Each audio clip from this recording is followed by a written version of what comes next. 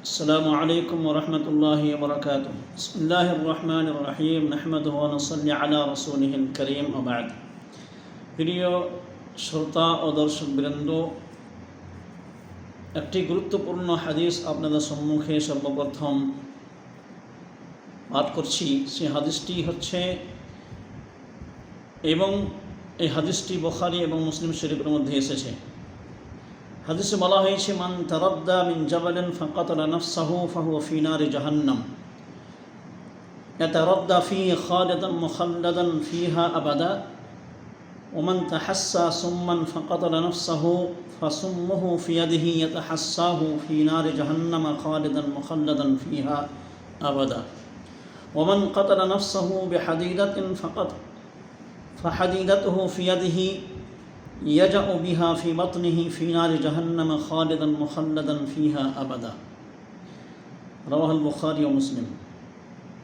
প্রিয় শ্রোতা, সংক্ষেপে এই হাদিসের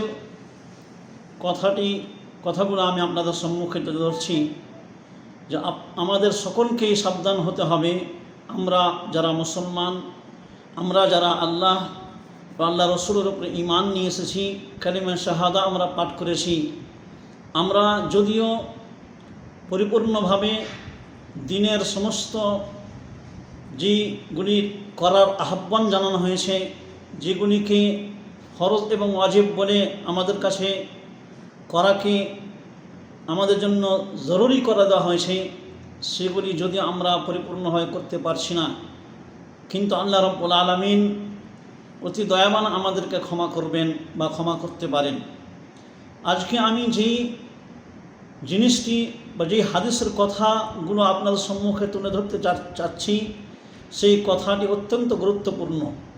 প্রত্যেক মুসলমানকে বিশেষভাবে আমরা এই হাদিসের কথাকে সবসময় স্মরণে রাখব, এবং এই যে কথা এই হাদিসের মধ্যে বলা হয়েছে, এই কাজ থেকে আমরা নিজেকে সবসময় বিরত রাখব এবং আমরা সবসময় সাবধান হয়ে থাকব, যাতে আমরা এই কাজ ভুলেও আমরা না করি বা এই পদক্ষেপ আমরা নিজের জীবনে কখনো যাতে আমরা না উঠাই। হাদিসের মধ্যে বলা হয়েছে, এই তিনটি জিনিস যে ব্যক্তি এই তিনটি কাজ করবে, তাকে বলা হয়েছে যে চিরস্থায়ী সে জাহান্নামী হবে। এই তিনটি কাজ যে করবে, সে মুসলমান হয়ে এই তিনটি কাজ যদি করলো, তাহলে সে চিরস্থায়ী জাহান্নামী হবে। সর্বপ্রথম কাজ হচ্ছে যে যেই ব্যক্তি নিজেকে বলা হয়েছে যে ব্যক্তি পাহাড় হতে লাফিয়ে আত্মহত্যা করল, সে জাহান্নামের আগুনে জ্বলবে এবং চিরকাল জ্বলবে। দ্বিতীয় নম্বরে বলা হয়েছে যে ব্যক্তি বিষ পান করে আত্মহত্যা করল। তৃতীয়তে বলা হয়েছে, তৃতীয় ব্যক্তিকে বলা হয়েছে যে ব্যক্তি কোনো লোহাস্ত্র দ্বারা নিজের আত্মহত্যা করল, সে চিরস্থায়ী জাহান্নামী হবে। তাহলে পরে এই তিনটি জিনিস, নম্বর এক হচ্ছে যে ব্যক্তি পাহাড় থেকে বা কোনো উঁচু জায়গা থেকে আত্মহত্যা করার জন্য সে লাফিয়ে পড়ল, এবং দ্বিতীয় প্রকার হচ্ছে যে ব্যক্তি বিষ পান করে নিজেকে আত্মহত্যার জন্য প্রস্তুতি করলো এবং আত্মহত্যা করে ফেলল। ওই মতো তৃতীয় ব্যক্তি বলা আছে যে ব্যক্তি লোহাস্ত্র দ্বারা, চাকু দ্বারা হোক, ছুরি দ্বারা হোক, যে কোনো লোহাস্ত্র দ্বারা, যার দ্বারাতে কে শেষ করতে পারা যায়, এই মতো লোহাস্ত্র দ্বারা নিজের আত্মহত্যা করলো, এই ব্যক্তির ব্যাপারে বলা হয়েছে সে চিরস্থায়ী জাহান্নামী হবে। তাহলে আমরা যদি আজকে এই বর্তমান যুগে যদি আমরা একটুখানি চিন্তা করি, বা আমাদের সমাজে, মুসলিম সমাজে আমরা যেখানে বসবাস করি, আমাদের মুসলিম সমাজে যদি দেখি, তো অনেক এই ধরনের আমরা মুসলমানকে পাবো যারা নিজেরকে শেষ করে ফেলে, নিজের আত্মহত্যা করে ফেলে।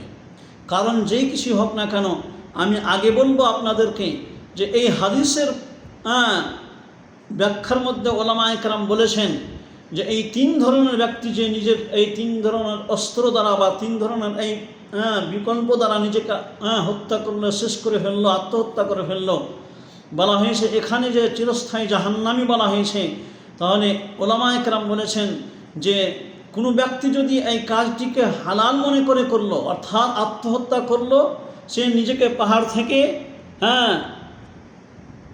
লাফিয়ে বা নিজে পাহাড় থেকে লাফিয়ে বা চাকর দ্বারাতে বা বিষ খেয়ে আত্মহত্যা করলো হালাল মনে করে, তাহলে সে তো কাফের হয়ে গেল। এবং এই ব্যক্তির জন্য বলা হয়েছে যে এই চিরস্থায়ী জাহান্নামী, কারণ যে সে কাফের হয়ে যায়। কিন্তু কোনো ব্যক্তি যদি কালে এইকে হালাল মনে না করে, বরং সে কোনো কারণে দুঃখে হোক বায়ু হয়ে হোক না জেনে হালাল মনে করে নয়, সে কোনো কারণে এই জিনিসগুলোর দ্বারা আত্মহত্যা করলো, তাকে বলা হয়েছে যে সে আল্লাহ রাব্বুল আলামিন তাকে ক্ষমা করতে পারেন, সে কাফের হয়ে যায় না। তাহলে পরে আমাদেরকে এই বিষয় থেকে অত্যন্ত সবসময় সতর্কতা পদক্ষেপ আমাদেরকে নিতে হবে। আমরা কখনোই যদি আমরা কখনো এই ধরনের কাজ না করে ফেলি যে কাজ করতে গিয়ে, যে কাজ থেকে আমরা মনে করছি যে এই কাজ করতে গেলে শান্তি পেয়ে যাব, এই কাজ করতে গেলে নিজেকে বড় বিপদ থেকে মুসিবত থেকে উদ্ধার করতে পারবো না, বরং সে আরও জাহান্নামের দিকে নিজেকে আগিয়ে নিয়ে গেল। তাহলে আসুন আমাদেরকে এই সমস্ত বিষয়গুলি অত্যন্ত আমাদের সমাজের মধ্যে তুলে ধরা দরকার, এক অপরকে জানানো দরকার, এবং নিজেও সবসময় এই জিনিসগুলোকে সামনে রেখে এই কাজ থেকে, এই ঘৃণা কাজ থেকে বাঁচিয়ে রাখা দরকার।